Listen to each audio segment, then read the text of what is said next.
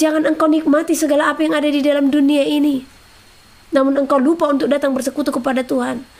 Sebab segala apa yang ada di dalam dunia ini semuanya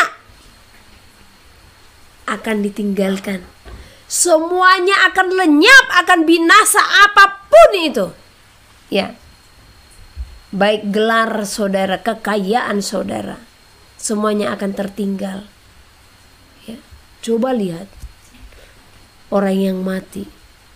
Ya. Dia capek mencari segala sesuatu. Ya. Yang berbahagia ialah mereka yang mendengarkan firman Allah dan yang memeliharanya.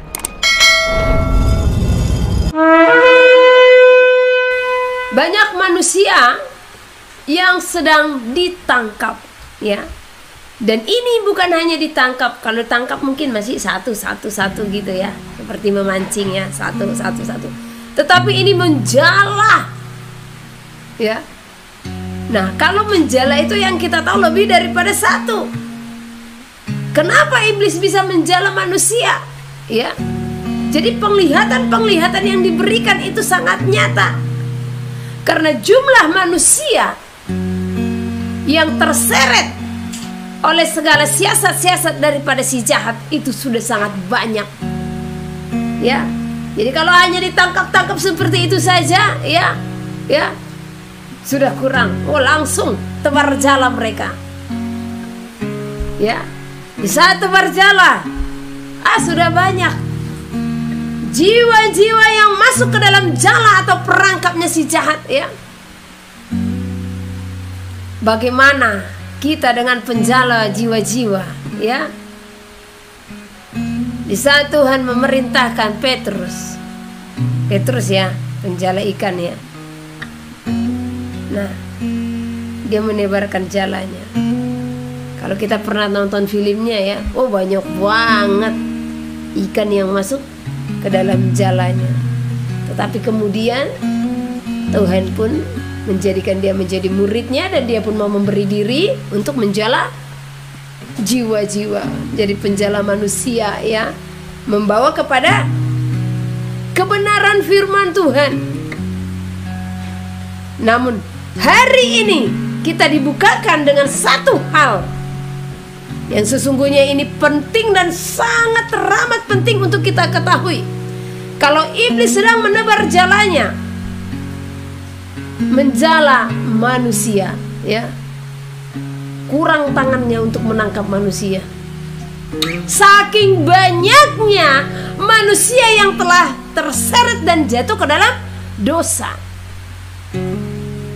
Jadi mari selidiki hidup masing-masing, ya. Apakah saudara ikut di dalam jala si iblis tadi? Ya. Waduh, penglihatan itu besar ya. Sangat banyak jiwa-jiwa di zaman ini yang terseret kepada arus kebinasaan.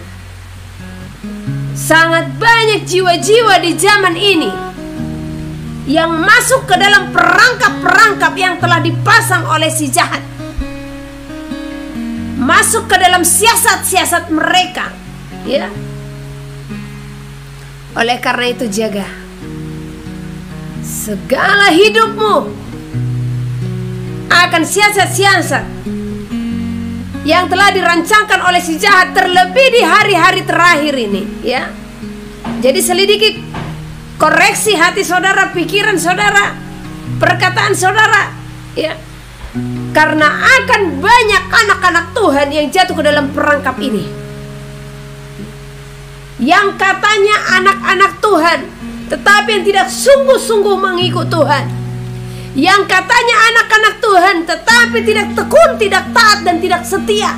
Inilah yang akan masuk ke dalam perangkap-perangkapnya si jahat, ya. Inilah yang akan masuk ke dalam jala si jahat, ya. Jadi hati-hati. Ini akhir zaman.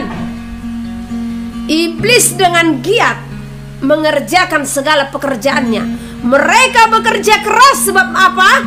Mereka tahu kalau hari mereka untuk masuk ke dalam api yang binasa, ya, api yang membinasakan mereka, hari mereka untuk kebinasaan kekal sudah di ujung tanduk. Iblis tahu.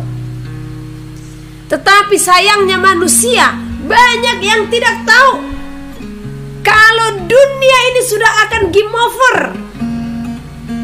Kalau dunia ini sudah berada di akhir zaman. Ya. Jadi selidiki hidup saudara. Ini tahun bukan tahun untuk bersenang-senang, namun ini tahun adalah tahun untuk berjaga-jaga. Ya. Jangan nikmati hari-harimu dengan segala keinginan-keinginanmu, tetapi jalanilah hari-harimu dengan persekutuanmu yang teguh kepada Tuhan untuk selalu masuk dan diam dalam hadirat-Nya. Karena ketenangan jiwa kita hanya ada di dalam hadirat Tuhan. Di akhir zaman kita hanya tenang di dalam hadirat Tuhan. Jadi raih itu, kejar itu, supaya saudara bisa masuk ke dalam hadirat. Dengan apa? Lepaskan semua segala apa yang bukan berasal daripada Tuhan. Tanggalkan jubah-jubah kesombongan, jubah-jubah keangkuhan. Tanggalkan segala karang-karang yang ada di dalam hati, segala akar-akar yang tidak benar. Cabut semuanya itu. Kuliti segala karakter-karakter yang bukan berasal daripada Tuhan. Ya. Kuliti semua itu. Sebab ini, zaman ini, zaman perang. Tanpa saudara sadari, kita sudah ada di ujung tanduk. Kita sedang menghadapi masa kesesakan, masa kesusahan. Lihat kejadian-kejadian yang sedang terjadi, terkhusus di negara kita ini. Ya, ada apa? Kadang kita harus masuk untuk mengetahui, bahkan di ranah-ranah politik, untuk melihat dan menghubungkannya dengan segala tanda-tanda di mana Tuhan akan datang. Ya. Jadi saudara jangan buka-buka YouTube, buka-buka Facebook hanya untuk video-video yang mengenakan telinga, ya, yang hanya untuk menyenangkan hati saja, ya. Buka berita-berita. Lihat zaman ini sudah semakin jahat, ya. Sulawesi berdoa atas wilayah saudara. Bukan hanya Sulawesi, Kalimantan juga berdoa. Ini saya tidak tahu apa Tuhan akan mengiring sampai ke Kalimantan, ya. Saya hanya taat atas apa yang Tuhan tuntun. Karena setiap saya pergi ke satu wilayah, itu bukan atas undangan manusia, itu undangan Roh Kudus. Anakku Henis Tumorang pergi ke sana, saya taat saja, ya. Doakan wilayah saudara dimanapun saudara berada saat ini, sebab kita sedang berada di masa kesesakan, kesusahan, ya. Jadi jangan hanya buka-buka handphone, hanya lihat video-video lucu-lucu apa segala macam. No. Lihat berita-berita, ya, untuk menyadarkan kita tentang situasi-situasi yang sedang kita hadapi sekarang ini, ya. Bagaimana sesungguhnya keadaan-keadaan yang ada di hadapan kita, ya. Sekali lagi, entah kenapa ini terus mau keluar dari mulut saya. Sulawesi berdoa untuk wilayahmu, supaya engkau tenang, duduk diam untuk menduduki wilayahmu,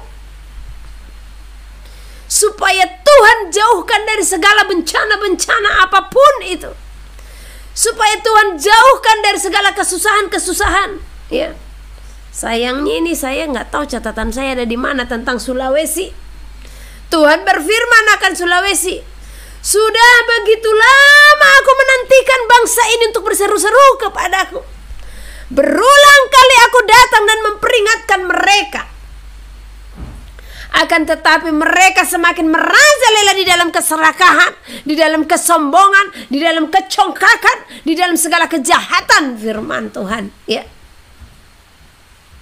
Tetapi ini saya sampaikan, jangan bangga dulu saudara yang ada di Sumatera, Kalimantan, Pulau Jawa, di Papua, ya.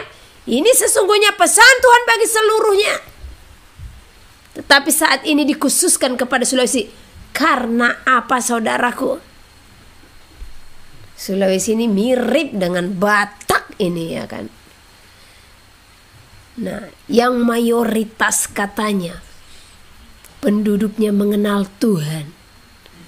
Tapi apa benar mereka mengenal Tuhan? Ataukah hanya tahu dia adalah Tuhan? Karena kalau orang yang mengenal Tuhan, maka dia akan memahami pribadinya dan dia akan mengerti pribadi Tuhan. Itulah pengenalan kita akan Tuhan. Ya. Jadi jangan sampai jala iblis menjala anak-anak Tuhan. Ya, lepaskan. Jangan biarkan jala itu menyentuh saudara. Jala yang dia tebarkan begitu besar dan lebar. Oleh karena apa? Ya. Banyak sekali jiwa-jiwa yang tidak memiliki buah yang baik. Mereka melihat musuh, melihat ini manusia-manusia ini. Sudah banyak calon-calon untuk masuk ke dalam api kekal yang akan bersama-sama dengan kita, kata mereka, ya kan? Apakah saudara salah satunya di dalamnya? Selidiki. Mari kita selidiki, ya. Satu hari ini, siapa kita yang mengingat Tuhan? Satu hari ini, siapa kita yang di dalam pekerjaan kita benar-benar mengingat Dia? Siapa kita dalam satu hari ini yang mengembalikan persembahan kita kepada Tuhan dengan datang berdoa mengucap syukur? Ya. Kalau satu hari ini engkau capek, ya, janganlah duduk satu hari ini kita bersama. Berarti saudara ingat Tuhan, ya kan? Kemarin, apakah kemarin saudara di saat selesai melakukan segala aktivitas, ada enggak mengucap syukur? Kalau enggak kemarin-kemarinnya lagi, ada enggak kita duduk diam di hadirat Tuhan dan katakan, I love you Lord, thank you. Terima kasih buat hari ini. Engkau memberikan kami kemampuan, kekuatan. Dan hari ini Tuhan kami mau mengembalikan ucapan syukur kami kepada Engkau oleh karena kebaikan dan kemurahan-Mu. Kami mau mengangkat puji-pujian kami. Atau sebaliknya, dah capek, tidur aja. Memanggil Tuhan pun gak sempat. Tarik selimut, tidur. Kalau yang di kota pasang AC, dah tidur, capek kerja. Di sana saudara telah mencuri, ya. Apa yang saudara curi? Waktu yang seharusnya saudara harus berikan kepada Tuhan, ya. Apakah satu hari ini atau kemarin? Oh, ini satu hari ini aja lah dulu, ya. Saudara benar-benar lepas dari pikiran-pikiran yang bukan berasal daripada Tuhan? Atau adakah hari ini engkau menyakiti hati orang lain? Atau adakah hari ini engkau marah? Adakah hari ini engkau tersinggung atau kesal atau kecewa? Ya. Itu juga merupakan satu jerat yang telah dipasang oleh si jahat di dalam jalannya. Ya, waduh. Besar sekali jalannya yang dia tebar luas, ya. Hati-hati jangan masuk di dalamnya. Banyak orang yang di saat kita menyampaikan kebenaran, mereka tidak tahu apa-apa. Sebenarnya miris hati ini, ya. Beberapa waktu lalu tempat ini dikunjungi 3 orang anak gadis, ya. Saya mengajukan beberapa pertanyaan-pertanyaan kecil, ya. Seperti nama, gitu ya. Saat itu ada namanya si Esther. Saya tanya, namamu siapa? Esther. Tanya, kamu tahu nggak? Kamu kelas berapa? Saya lupa itu kelas berapa, tapi SMP lah ya. Karena kelas sekarang kan kelas 7, 8, 9 ya, ada kelas 10, 11, 12, udah gitu ya. Kalau di masa kita dulu satu SMP, satu SMA kan gitu ya. Nah, saya lupa antara SMP kayaknya dia ya. Esther. Oke. Wow, luar biasa namamu Esther. Kamu tahu nggak cerita Esther? Saya bilang. Enggak.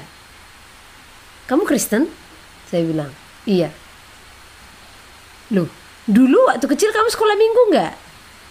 Karena dulu kan masih sekolah minggu ya. Sekarang baru sekolah Sabat.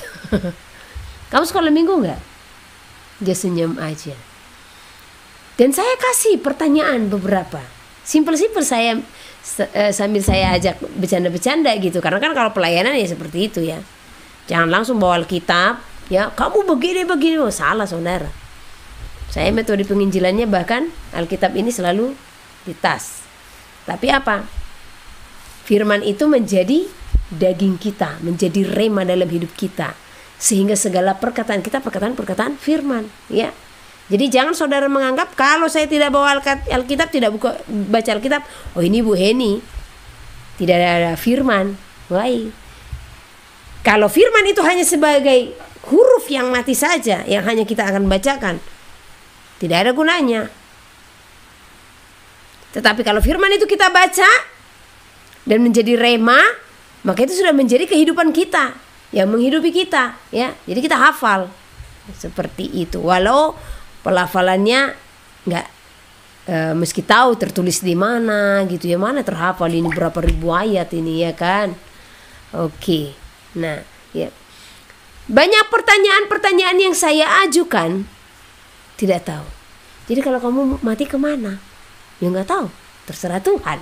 Aduh, sering sekali pertanyaan-pertanyaan ini dijawab dengan jawaban yang sama. Apa nggak miris hati ini, ya, mendengar semua itu? Jadi coba selidiki anak-anak saudara, tanya mereka, kenapa Tuhan menciptakan kita ada di dalam dunia? Kemana kita kalau sudah mati daging ini? Apakah sudah selesai semuanya kalau tubuh ini sudah mati? Belum. Bahkan disitulah nanti penentuan akhirnya ya. Kalau hanya tubuh yang mati, it's okay lah. Tapi bagaimana kalau kerohanian saudara dan anak saudara yang mati? Ini baru parah namanya ya. Kadang orang menganggap, ya kalau aku mati ke neraka katanya. Kayak kemarin, kalau kau mati dek gimana? Ya kalau aku mati ke neraka katanya. Santai sekali manusia mengatakan kalau mati ke neraka. Kenapa? Karena mereka tidak memahami hidup yang sebenarnya. Mereka tidak memahami, mendalami bagaimana neraka itu, sehingga asal keluar saja dari mulut. Neraka itu ngeri saudaraku. Kenapa saya berani mengatakan ini? Sekalipun Tuhan hanya menunjukkannya melalui mimpi dan penglihatan, namun itu kengerian yang sangat hebat. Bayangkan selama-lamanya akan disiksa. Apa iya saudara mau memasukinya? Apa iya saudara setelah mengetahuinya dengan santainya, ya sudahlah, ya saya mungkin ke neraka kalau mati, masih ada dosa. Gampang sekali menyatakan itu tanpa memikirkan efek-efek. Ya, bagaimana kelak kalau di neraka? Oh no, janganlah, jari kita aja janganlah menyentuh neraka ya. Apalagi tubuh yang akan masuk ya. Jari kelingking ini pun jangan sempat menyentuh neraka. Ya. Oleh karena itu berjuang saudara untuk tidak masuk ke dalam jalannya si jahat. Jalannya sangat kokoh, saya katakan demikian. Kenapa? Karena manusia sangat sulit untuk bertobat di akhir zaman. Ya, di masa-masa kesukaran, di masa-masa akhir zaman, manusia akan sulit untuk menguasai diri. Makanya dari hari ini saudara harus berjuang benar-benar hidup di dalam kekudusan, melepaskan segala kedagingan, mematikan kedagingan dan membangkitkan roh. Sebab kita adalah manusia roh yang masih memakai daging. Melalui daging inilah kita diuji kelayakannya, ya. Jadi jangan engkau nikmati segala apa yang ada di dalam dunia ini, namun engkau lupa untuk datang bersekutu kepada Tuhan. Sebab segala apa yang ada di dalam dunia ini semuanya akan ditinggalkan. Semuanya akan lenyap, akan binasa, apapun itu. Ya. Baik gelar saudara, kekayaan saudara, semuanya akan tertinggal. Ya. Coba lihat orang yang mati. Ya. Dia capek mencari segala sesuatu, ya. Tadi pas saya baca-baca dari mana pengkhotbah kalau nggak salah, ya, kesia-siaan, ya. Bahkan dia hanya sendiri, tetapi dia bekerja dengan keras, ya, kesia-siaan, ya. Manusia bekerja siang malam, bekerja keras, ya, tanpa ingat Tuhan, kesia-siaan, ya. Jadi sudah sangat banyak kesia-siaan yang telah dilakukan oleh manusia. Coba saudara lihat hidup saudara. Tiap hari jam 8 pagi pergi bekerja, ya. Pulang dari kantor atau pulang dari tempat pekerjaan, sampai di rumah jam 6 sore, ya. Semua itu untuk apa? Hanya untuk kebutuhan daging. Daging ini akan apa? Binasa, kesia-siaan. Kalau saudara melakukan itu tanpa hati yang bersekutu kepada Tuhan, untuk apa saudara mengumpulkan harta di dunia ini? Itu hanya menjaring angin. Itu hanyalah kesia-siaan, ya. Jadi kalau saudara melakukan pekerjaan pagi, siang, malam tanpa memberikan hidup sepenuhnya kepada Tuhan, itu hanyalah kesia-siaan belaka. Saudaralah yang akan ikut masuk ke dalam jalannya si jahat tadi, jala iblis tadi. Ingat, sangat banyak yang masuk ke dalam jala iblis. Jadi keluar. Kalau saat ini engkau terikat di dalam jala itu, keluar. Kalau engkau sudah sempat terjerat di dalam jala itu, keluar.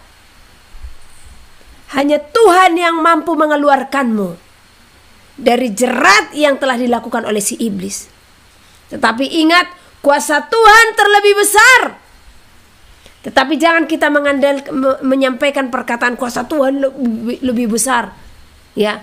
Tapi tidak ada perbuatan, sama saja kosong, sama saja mati. Iman tanpa perbuatan hakikatnya adalah kosong. Kalau engkau hanya percaya Tuhan menyelamatkan, Tuhan penuh kuasa, namun kalau engkau tidak ada perbuatan, sama saja hakikatnya itu mati, ya. Jadi coba selidiki iman saudara, ya. Apa iman saudara? Iman yang tumpul. Saya berdoa sebenarnya, kiranya jangan saya hanya yang diberikan penglihatan-penglihatan itu, ya. Sedikit loh saudara-saudara yang akan ikut masuk ke dalam kerajaan surga. Sangat sedikit. Karena apa? Surga itu sangat kudus. Nggak sembarangan masuk dalam surga. Nggak sembarangan, ya. Nggak asal-asalan. Nggak cukup dengan kita berkata, Tuhan kan telah datang memberikan kasih karunia, sekali selamat tetap selamat. Apa iya saudara bisa selamat dengan tidak mengampuni? Apa iya saudara bisa selamat dengan akar kepahitan yang masih saudara pelihara? Apa iya saudara bisa selamat dengan kemarahan yang masih diam di dalam hati saudara? Hanya karena saudara sudah berdoa, gitu, bisa selamat. Wow, segampang itukah masuk surga? Hanya berseru Tuhan, hanya berdoa, tolong aku Tuhan, selamatkan aku. tapi tidak ada perjuangan untuk melepaskan semua karakter-karakter yang tidak benar. Tidak segampang itu masuk surga. Selama ini banyak manusia berpikiran kalau masuk surga itu simpel saja. Tuhan Maha Pengasih, Tuhan Maha Pemurah, Tuhan Maha Penyayang, Tuhan Maha Adil. Itu yang harus kita pegang kalau kita setelah mengenal Tuhan. Jadi sekarang yang perlu saudara selidiki, saudara sudah mengenal Tuhan atau enggak? Atau hanya tahu Tuhan saja? Tuhan Maha Kasih. Karena kalau saudara tahu, saudara mengenal Tuhan, wow, penghakiman itu besar di dalam tangan Tuhan. Keadilannya akan Dia nyatakan. Setiap kita harus mempertanggungjawabkan segala perbuatan kita selama kita berada dalam bumi. Ada catatan saudara atas semua itu. Jadi jangan terlalu santai, ya. Semua catatan-catatan hidup kita ada tercatat. Di saat engkau berpikiran buruk tentang sesamamu, di saat engkau mencela sesamamu, di saat engkau memfitnah sesamamu, ya, di saat engkau berpikiran negatif tentang sesamamu, semua ada catatan. Apa iya kalau kita belum membersihkan itu bisa masuk surga dengan Tuhan ampuni aku akan segala kesalahanku? Terlalu sepele kita menganggap surga itu. Hati-hati, ya. Surga itu kudus, sempit dan sesak jalan untuk memasukinya. Kalau hati pikiranmu masih terikat akan dunia, jangan harap masuk surga. Kalau engkau masih cinta akan hartamu, jangan harap engkau masuk surga. Kalau engkau masih menyayangkan segala sesuatu apa yang ada dalam bumi, jangan harap engkau masuk surga. Tetapi di saat engkau bisa melakukan kehendak Bapa, engkau memiliki kasih, engkau di dalam kekudusan, engkau berserah penuh, tidak ada ketakutan, tidak ada kekhawatiran, ya. Berjalan di dalam ketulusan, maka percaya di dalam imanmu yang mengakui Dia sebagai Tuhan dan Juru Selamat, maka percaya di saat hari sudah senja, ya, Tuhan akan membawa domba-dombanya kembali. Percayalah, kita akan dibawa kembali dengan pribadi-pribadi yang seperti saya katakan tadi, berserah penuh, berpaut kepada Tuhan, berpadan kepada Tuhan, terikat di dalam Tuhan, ya. Jadi tidak cukup hanya berseru Tuhan, Tuhan, gak cukup, ya.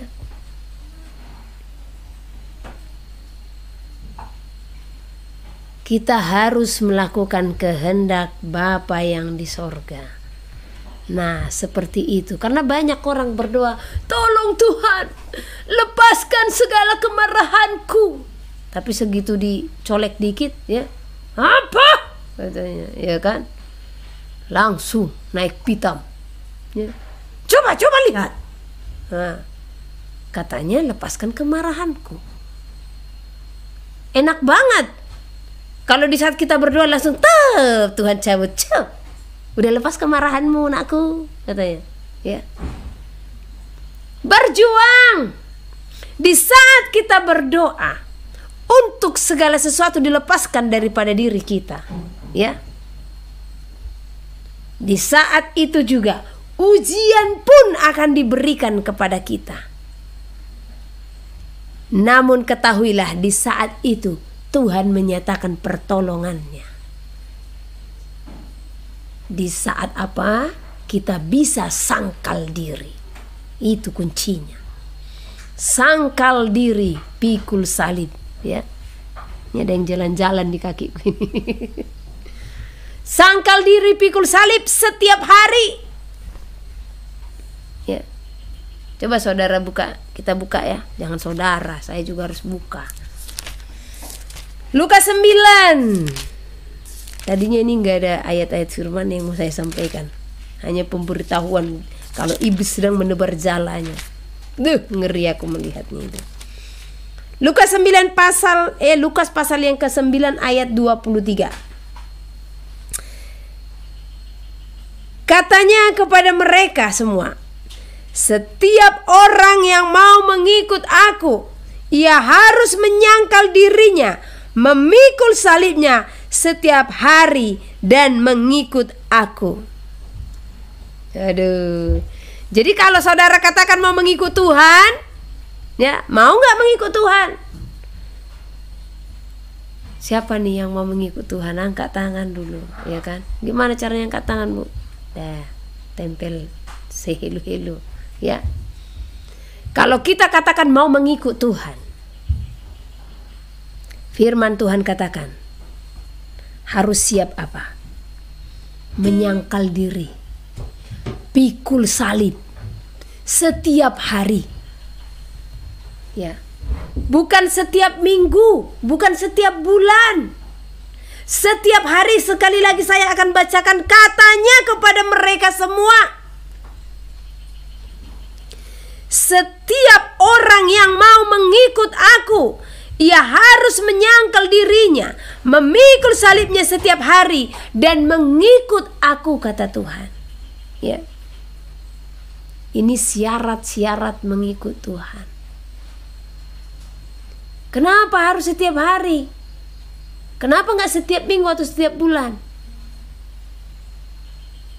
Karena tidak ada seorang pun yang tahu waktu hidup kita. Kita tidak ada seorang pun yang tahu waktu Tuhan dalam hidup kita. Ada nggak saudara yang bisa menjamin besok pagi saudara masih bangun atau enggak? Ada nggak? Nggak ada, ya. Gak ada seorang pun yang bisa menjamin hidupnya.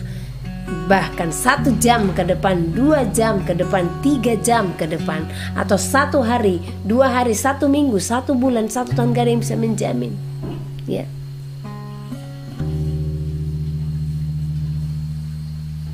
Oleh karena itu, supaya waktu Tuhan itu tiba dalam hidup kita, kita didapatinya setia, ya. Nah, di situ pentingnya kita sangkal diri setiap hari. Jadi kalau hari Tuhan, kalau satu contoh malam ini saya mati nih, ya, tapi saya sudah bereskan semua kehidupan saya. Maka kalau waktu Tuhan itu tiba, ya, kita pun sudah didapatinya setia, tidak bercacat, tidak bernoda, ya. Jadi kita tidak masuk ke dalam jala atau perangkap daripada si jahat, ya. Nah, jadi selidiki hidup saudara, ya. Apakah kita sudah melakukan apa yang menjadi kehendak Tuhan, ya. Oke, ini ada pertanyaan. Saya mau jawab satu persatu dulu, ya. Yang bisa kelihatan saja, karena saya tidak tahu nih ngutak-ngatik nih. Tolong ceritakan pengalaman ibu diperlihatkan neraka, Bu. Oke. Ini ada beberapa kali sebenarnya, ya. Cuman yang terakhir ini ngeri. Karena saya diperlihatkan dengan orang yang saya kenal, ya. Nah, yang terakhir ini aja dulu saya ceritakan. Saya berjalan di dalam satu lorong, ya. Aduh, mau menceritakan pun ini kok rasanya saya memual gitu, karena tempat itu begitu membuat kita mual gitu. Mual dengan apa? Melihat keadaan itu, baunya bau loh, ya. Saya melihat ada sel-sel. Kalau berbicara neraka, jujur belas kasih itu muncul, ya.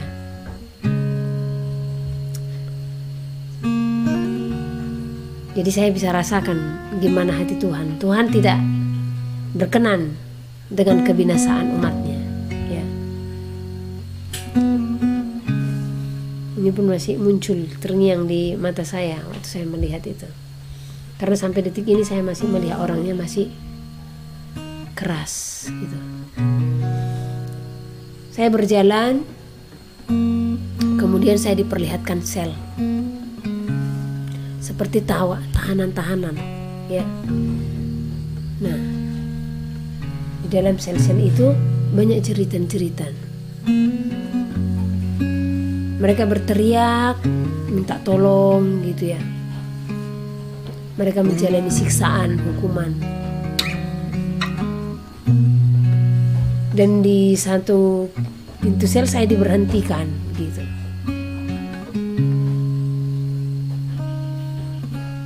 Saya melihat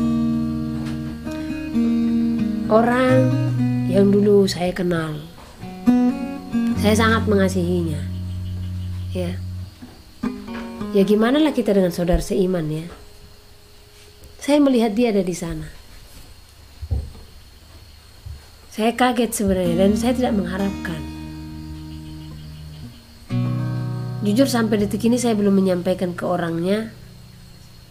Ya karena satu sisi dia sedang membenci gitu ya dan menolak pelayanan kita. Tapi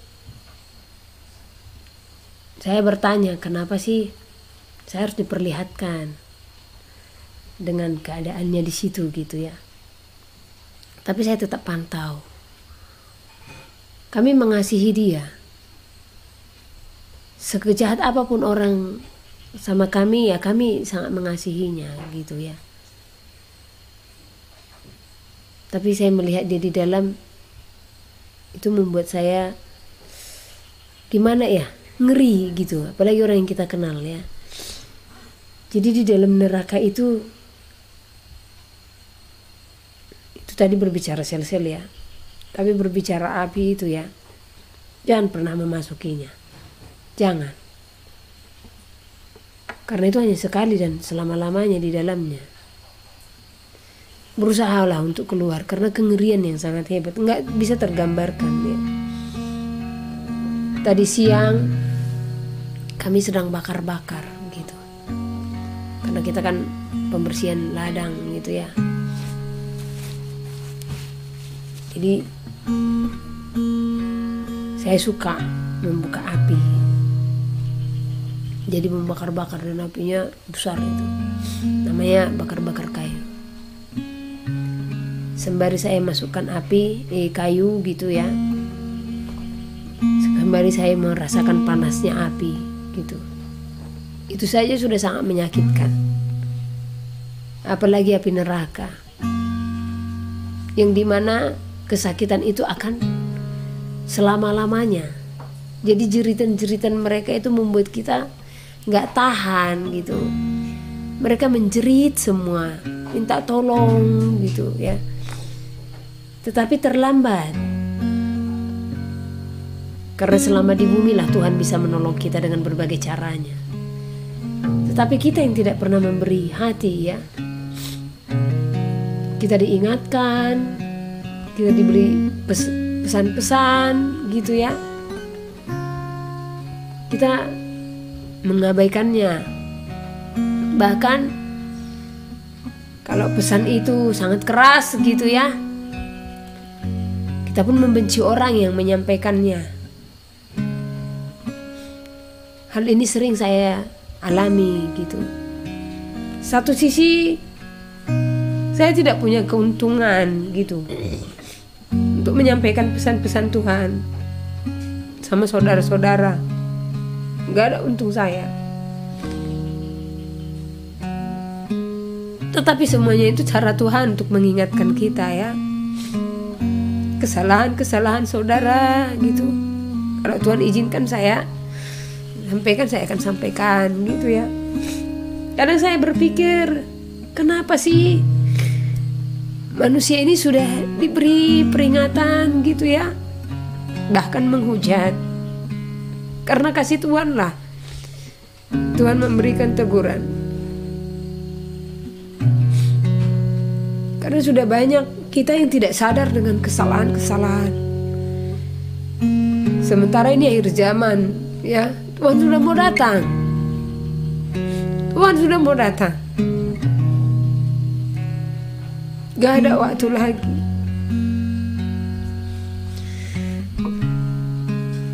Perbarui seluruh hidup saudara. Neraka itu sangat ngeri, ya. Makanya kadang saya malas menceritakannya, tetapi saya harus ceritakan supaya saudara tidak masuk. Karena saat itu yang saya lihat, Tuhan itu bersedih gitu, ya. Di saat manusia menjerit, Tuhan tolong kami, katanya. Dan Tuhan itu pun menangis gitu. Apa yang Tuhan katakan? Terlambat anakku, terlambat. Selama di bumi lah aku menolongmu, kata Tuhan. Jadi jikalau hari ini engkau mendengar suara Tuhan, ya, sekalipun teguran itu agak keras gitu, terimalah. Kalau itu memang menuntunmu ke dalam kebenaran, bukan kepada kebaikan, karena apa yang baik belum tentu benar, tetapi benar sudah barang pasti baik. Kisah Para Rasul pasal 15. Sidang di Yerusalem. Beberapa orang datang dari Yudea ke Antiokhia dan mengajarkan kepada saudara-saudara di situ, jikalau kamu tidak disunat menurut adat istiadat yang diwariskan oleh Musa, kamu tidak dapat diselamatkan. Tetapi Paulus dan Barnabas dengan keras melawan dan membantah pendapat mereka itu. Akhirnya ditetapkan supaya Paulus dan Barnabas serta beberapa orang lain dari jemaat itu pergi kepada rasul-rasul dan penatua-penatua di Yerusalem untuk membicarakan soal itu. Mereka diantarkan oleh jemaat sampai keluar kota, lalu mereka berjalan melalui Fenisia dan Samaria, dan di tempat-tempat itu mereka menceritakan tentang pertobatan orang-orang yang tidak mengenal Allah. Hal itu sangat menggembirakan hati saudara-saudara di situ. Setibanya di Yerusalem, mereka disambut oleh jemaat dan oleh rasul-rasul dan penatua-penatua, lalu mereka menceritakan segala sesuatu yang Allah lakukan dengan perantaraan mereka. Tetapi beberapa orang dari golongan Farisi yang telah menjadi percaya datang dan berkata, orang-orang bukan Yahudi harus disunat dan diwajibkan untuk menuruti hukum Musa. Maka bersidanglah rasul-rasul dan penatua-penatua untuk membicarakan soal itu.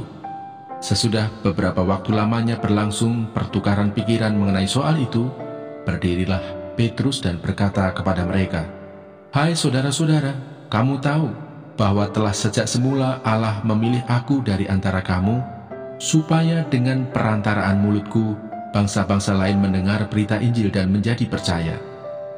Dan Allah yang mengenal hati manusia telah menyatakan kehendaknya untuk menerima mereka, sebab Ia mengaruniakan Roh Kudus juga kepada mereka sama seperti kepada kita, dan Ia sama sekali tidak mengadakan perbedaan antara kita dengan mereka, sesudah Ia menyucikan hati mereka oleh iman. Kalau demikian, mengapa kamu mau mencobai Allah dengan meletakkan pada tengkuk murid-murid itu suatu kuk yang tidak dapat dipikul, baik oleh nenek moyang kita maupun oleh kita sendiri? Sebaliknya, kita percaya bahwa oleh kasih karunia Tuhan Yesus Kristus, kita akan beroleh keselamatan sama seperti mereka juga. Maka diamlah seluruh umat itu. Lalu mereka mendengarkan Paulus dan Barnabas menceritakan segala tanda dan mujizat yang dilakukan Allah dengan perantaraan mereka di tengah-tengah bangsa-bangsa lain. Setelah Paulus dan Barnabas selesai berbicara, berkatalah Yakobus, "Hai saudara-saudara, dengarkanlah aku. Simon telah menceritakan bahwa sejak semula Allah menunjukkan rahmat-Nya kepada bangsa-bangsa lain, yaitu dengan memilih suatu umat dari antara mereka bagi namanya. Hal itu sesuai dengan ucapan-ucapan para nabi seperti yang tertulis, kemudian aku akan kembali dan membangunkan kembali pondok Daud yang telah roboh, dan reruntuhannya akan kubangun kembali dan akan kuteguhkan, supaya semua orang lain mencari Tuhan, dan segala bangsa yang tidak mengenal Allah, yang kusebut milikku. Demikianlah firman Tuhan yang melakukan semuanya ini, yang telah diketahui dari sejak semula. Sebab itu aku berpendapat bahwa kita tidak boleh menimbulkan kesulitan bagi mereka dari bangsa-bangsa lain yang berbalik kepada Allah.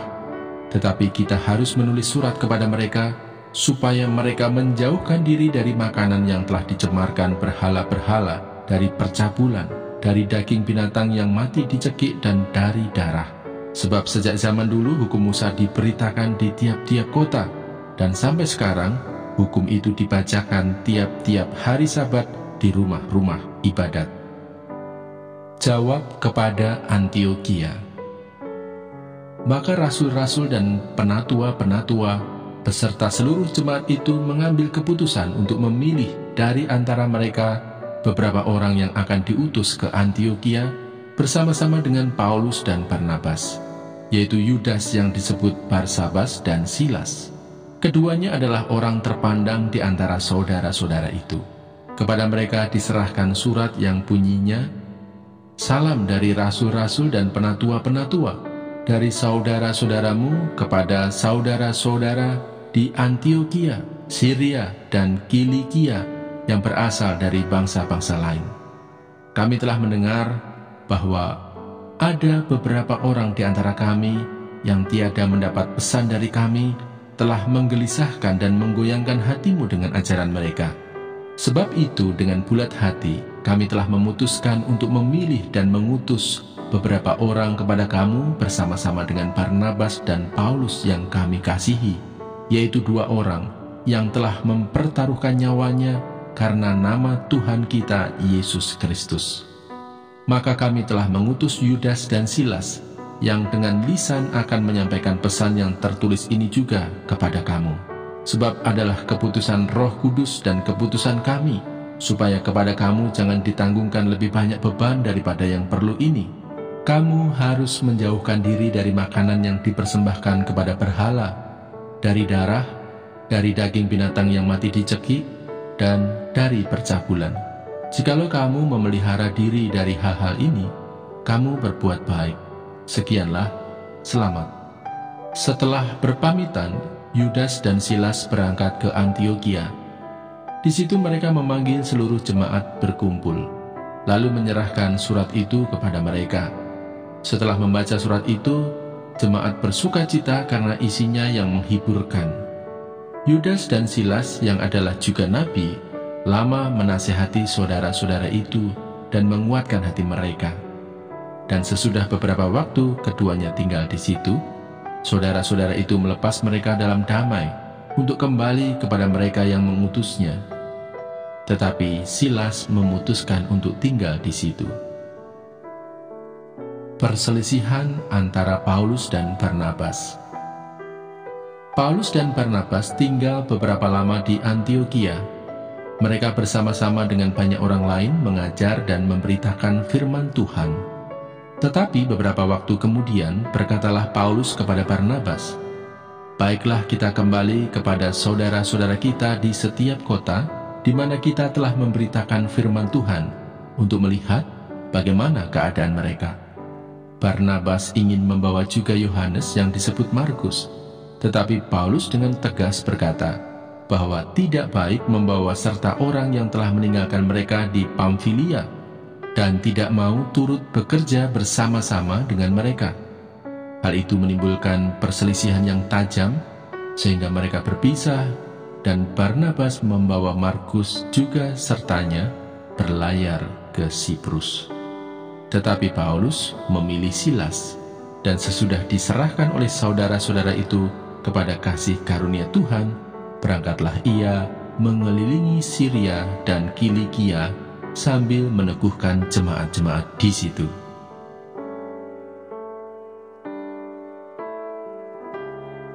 Kisah Para Rasul pasal 16. Timotius turut serta dengan Paulus. Paulus datang juga ke Derbe dan ke Listra. Di situ ada seorang murid bernama Timotius. Ibunya adalah seorang Yahudi dan telah menjadi percaya sedangkan ayahnya seorang Yunani. Timotius ini dikenal baik oleh saudara-saudara di Listra dan di Ikonium, dan Paulus mau supaya dia menyertainya dalam perjalanan. Paulus menyuruh menyunatkan dia karena orang-orang Yahudi di daerah itu, sebab setiap orang tahu bahwa bapaknya adalah orang Yunani. Paulus menyeberang ke Makedonia. Dalam perjalanan keliling dari kota ke kota, Paulus dan Silas menyampaikan keputusan-keputusan yang diambil para rasul dan para penatua di Yerusalem dengan pesan supaya jemaat-jemaat menurutinya. Demikianlah jemaat-jemaat diteguhkan dalam iman dan makin lama makin bertambah besar jumlahnya. Mereka melintasi tanah Frigia dan tanah Galatia, karena Roh Kudus mencegah mereka untuk memberitakan Injil di Asia. Dan setibanya di Misia, mereka mencoba masuk ke daerah Bitinia, tetapi Roh Yesus tidak mengizinkan mereka. Setelah melintasi Misia, mereka sampai di Troas. Pada malam harinya, tampaklah oleh Paulus suatu penglihatan. Ada seorang Makedonia berdiri di situ dan berseru kepadanya, katanya, "Menyeberanglah kemari dan tolonglah kami." Setelah Paulus melihat penglihatan itu, segeralah kami mencari kesempatan untuk berangkat ke Makedonia, karena dari penglihatan itu kami menarik kesimpulan bahwa Allah telah memanggil kami untuk memberitakan Injil kepada orang-orang di sana. Lalu kami bertolak dari Troas dan langsung berlayar ke Samotrake, dan keesokan harinya tibalah kami di Neapolis. Dari situ kami ke Filipi, kota pertama di bagian Makedonia ini, suatu kota perantauan orang Roma. Di kota itu kami tinggal beberapa hari. Paulus di Filipi. Pada hari Sabat kami keluar pintu gerbang kota. Kami menyusur tepi sungai dan menemukan tempat sembahyang Yahudi yang sudah kami duga ada di situ. Setelah duduk, kami berbicara kepada perempuan-perempuan yang ada berkumpul di situ. Seorang dari perempuan-perempuan itu yang bernama Lydia turut mendengarkan. Ia seorang penjual kain ungu dari kota Tiatira yang beribadah kepada Allah. Tuhan membuka hatinya sehingga ia memperhatikan apa yang dikatakan oleh Paulus. Sesudah ia dibaptis bersama-sama dengan seisi rumahnya, ia mengajak kami, katanya, "Jika kamu berpendapat bahwa aku sungguh-sungguh percaya kepada Tuhan, marilah menumpang di rumahku." Ia mendesak sampai kami menerimanya. Pada suatu kali ketika kami pergi ke tempat sembahyang itu, kami bertemu dengan seorang hamba perempuan yang mempunyai roh tenung. Dengan tenungan-tenungannya, tuan-tuannya memperoleh penghasilan besar. Ia mengikuti Paulus dan kami dari belakang sambil berseru, katanya, "Orang-orang ini adalah hamba Allah yang Maha Tinggi. Mereka memberitakan kepadamu jalan kepada keselamatan." Hal itu dilakukannya beberapa hari lamanya. Tetapi ketika Paulus tidak tahan lagi akan gangguan itu, ia berpaling dan berkata kepada roh itu, "Demi nama Yesus Kristus, aku menyuruh engkau keluar dari perempuan ini." Seketika itu juga keluarlah roh itu. Kepala penjara Filipi. Ketika tuan-tuan perempuan itu melihat bahwa harapan mereka akan mendapat penghasilan lenyap, mereka menangkap Paulus dan Silas, lalu menyeret mereka ke pasar untuk menghadap penguasa. Setelah mereka membawa keduanya menghadap pembesar-pembesar kota itu, berkatalah mereka, katanya, "Orang-orang ini mengacau kota kita ini karena mereka orang Yahudi dan mereka mengajarkan adat istiadat yang kita sebagai orang Rum tidak boleh menerimanya atau menurutinya. Juga orang banyak bangkit menentang mereka." Lalu pembesar-pembesar kota itu menyuruh mengoyakkan pakaian dari tubuh mereka dan mendera mereka. Setelah mereka berkali-kali didera, mereka dilemparkan ke dalam penjara. Kepala penjara diperintahkan untuk menjaga mereka dengan sungguh-sungguh sesuai dengan perintah itu. Kepala penjara memasukkan mereka ke ruang penjara yang paling tengah dan membelenggu kaki mereka dalam pasungan yang kuat. Tetapi kira-kira tengah malam, Paulus dan Silas berdoa dan menyanyikan puji-pujian kepada Allah, dan orang-orang hukuman lain mendengarkan mereka. Akan tetapi terjadilah gempa bumi yang hebat, sehingga sendi-sendi penjara itu goyah, dan seketika itu juga terbukalah semua pintu dan terlepaslah belenggu mereka semua. Ketika kepala penjara itu terjaga dari tidurnya dan melihat pintu-pintu penjara terbuka, ia menghunus pedangnya hendak membunuh diri, karena ia menyangka bahwa orang-orang hukuman itu telah melarikan diri. Tetapi Paulus berseru dengan suara nyaring, katanya, "Jangan celakakan dirimu, sebab kami semuanya masih ada di sini." Kepala penjara itu menyuruh membawa suluh, lalu berlari masuk, dan dengan gemetar tersungkurlah ia di depan Paulus dan Silas. Ia mengantar mereka keluar sambil berkata, "Tuan-tuan, apakah yang harus aku perbuat supaya aku selamat?" Jawab mereka, "Percayalah kepada Tuhan Yesus Kristus dan engkau akan selamat, engkau dan seisi rumahmu." Lalu mereka memberitakan firman Tuhan kepadanya dan kepada semua orang yang ada di rumahnya. Pada jam itu juga kepala penjara itu membawa mereka dan membasuh bilur mereka. Seketika itu juga ia dan keluarganya memberi diri dibaptis. Lalu ia membawa mereka ke rumahnya dan menghidangkan makanan kepada mereka. Dan ia sangat bergembira bahwa ia dan seisi rumahnya telah menjadi percaya kepada Allah. Setelah hari siang, pembesar-pembesar kota menyuruh pejabat-pejabat kota pergi kepada kepala penjara dengan pesan, "Lepaskanlah kedua orang itu." Kepala penjara meneruskan pesan itu kepada Paulus, katanya, "Pembesar-pembesar kota telah menyuruh melepaskan kamu. Jadi keluarlah kamu sekarang dan pergilah dengan selamat." Tetapi Paulus berkata kepada orang-orang itu, "Tanpa diadili, mereka telah mendera kami, warga negara Roma, di muka umum, lalu melemparkan kami ke dalam penjara. Sekarang mereka mau mengeluarkan kami dengan diam-diam? Tidak mungkin demikian.